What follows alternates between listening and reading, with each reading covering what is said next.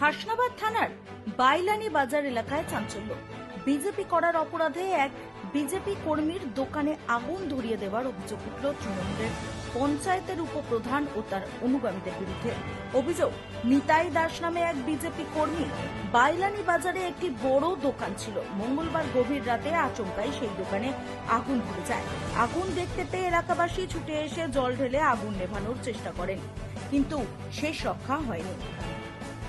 মুহূর্তের মধ্যেই আগুনে ভস্মীভূত হয়ে যায় পুরো দোকান। ঘটনার পর কান্নায় ভেঙে পড়েন নিতাই দাস ও তার পরিবার। পরিবারের দাবি, তারা এখন এতটাই ভেঙে পড়েছেন যে কথা বলার অবস্থাতেও নেই।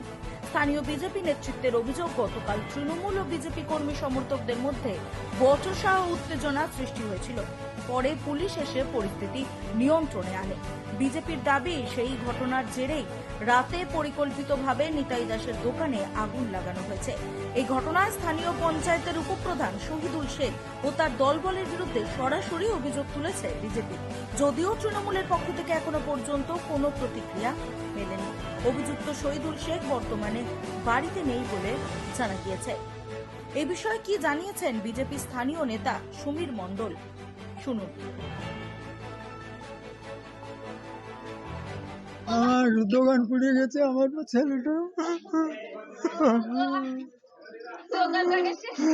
ও বাবা যখন ও বাবা বাবা যখন আমার নাম নরহরি দাস।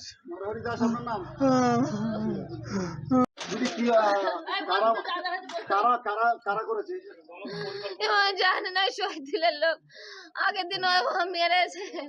ও বাবাকে আমি পাচ্ছি না বলতে।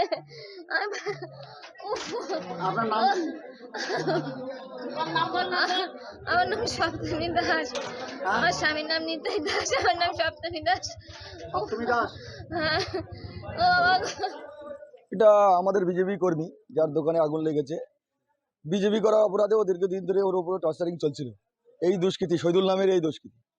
তো গতকাল একটা বিতর্কিত একটা ঝামেলা হয়, প্রশাসন হস্তক্ষেপ করে। আজকে প্রশাসন দাঁড়িয়ে থাকার পরেও এদের এত বড় ঔদ্ধত্য, যেটা বিগত 15 বছর এবং আগে সিপিএমের আমলের 35 বছরে কোনো সময় আমরা এটা দেখিনি।